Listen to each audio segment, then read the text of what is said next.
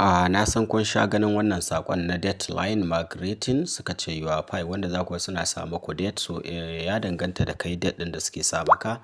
So za ku kalli cewa sun rubuta cewa grace period starting on July suka ce 1 Saturday 2024. Wannan za ku ga tsohon abu ne. So da dama mutane ana nuna musu wannan sai su rinƙa ganin kamar file ta ce suna da matsala ne. So ba ku da matsala, sai dai sun ce complete your KYC within 3 months kamar yadda kuka gani a nan gurin. Daman KYC kamar yadda na faɗa muku bai cika wuce 3 months ba.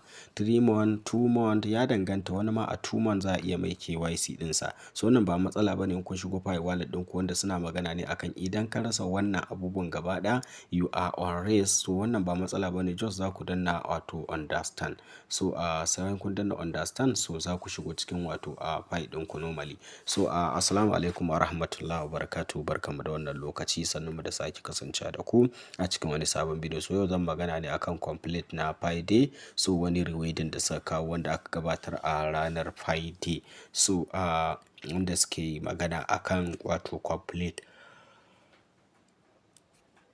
wato abubuwan da ya kamata ku yi. So a nan gurin kamar yadda muka sani cewa su za mu zo mu taɓa wannan Pi-day ɗin ku gani. So muka zo muka taɓa wannan Pi-day ɗin za ku kalli cewa a nan gurin an kawo abubuwa kusan wato 1 2 3 4 5 6 7 8 9 kusan 10. So wannan gurin da kuke gani ana claiming ne na Pi backdate wato Pi budget ɗin nan. So a nan gun duka ana so ne dole naka sai ya zama complete kamar yadda kuke gani.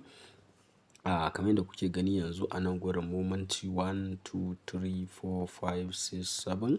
So na ga wasu sun tura min a Facebook suna tambaya a kansa, yasa nace zan ɗan yi ƙarin bayani a kansa. So a nan gurin suka ce join the Pi node. So dole sai ka je ka yi join na Pi node ɗin nan. So za ka zo ka danna nan directly ma zai iya shiga ya kai ka wajen. So idan bai kai ka ba kuma direct ta nan so zai iya shiga da kai ta cikin Pi browser kun gani. So directly a nan gurin za mu ga cewa Pi suka ce mainnet blockchain protocol under upgrading every mainnet node upgrading version 20.2. So wannan version 20.2 ɗin to still dai wato yana ongoing a yanzu haka. Kuma nan duka bayanai ne akan abin da ya shafe shi wannan tsarin kamar yadda na faɗa muku. So wannan mun yi bayanai akan su da dama. So ana nufin dole ne sai ka samu ka cike wannan ɗin.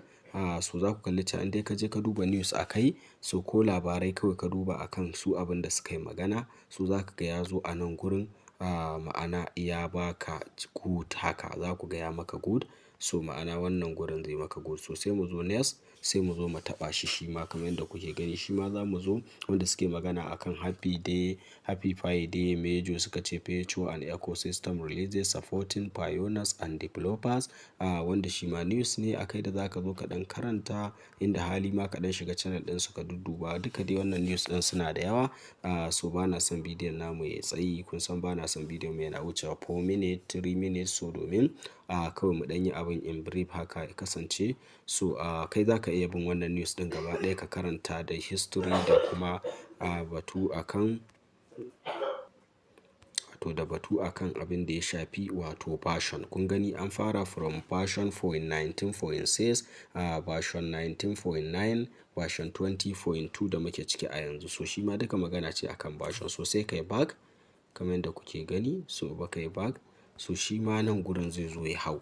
So yanzu bai hau ba amma wannan shine last abin da muke da shi wato za mu jira shi ya gama hawa.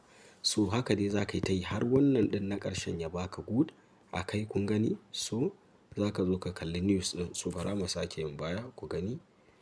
So to wannan ita ce hanyar da za ku bi wato ku haɗa wannan complete ɗin wato budget ɗin. So wannan celebrate na Pi-day ɗin. So wanda daga mun haɗu mun wuce wannan wurin. So wannan last kawai za mu zo a yi mana lockup wato a buɗe mana wannan rewarding ɗin. So na riga na yi amma bai bi network ne.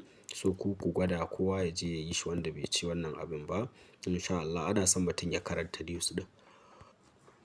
So idan ka karanta news ɗin ka ɗan yi scrolling down up and down up and down so kawai shi kenan. So idan ka ga dama kuma za ka iya download kamar yadda suka rubuta a nan download. So shi yana nufin download ne na shi app ɗin Pi ɗin da za ka yi. So amma duk wanda yake da Pi ɗin zama normal ba sai ya sake downloading ba. So those dai kawai za mu yi back so domin dai su buɗe mana wannan wajen. So har yanzu still bai buɗe ba amma zai buɗe nan da wani lokaci. So da ya buɗe kawai za ka zo ka danna wannan last ɗin sai kai claim a kansa. So thank you for watching this video. So yau na bidiyo ne dama akan yadda za ku cinye wannan auto rewarding ɗin na Pi Day da aka kawo, wanda an riga an yi pining ɗin shi kuma still yana ongoing har yanzu. So na ga wasu suna tuttura min wato bidiyo akan shi ya za su cike shi. So hanyoyin da ake cike shi kenan, za ku bi duka step ɗin from A to Z har ku ƙarasa har ku je inda za ku yi claim ɗin. So na gode.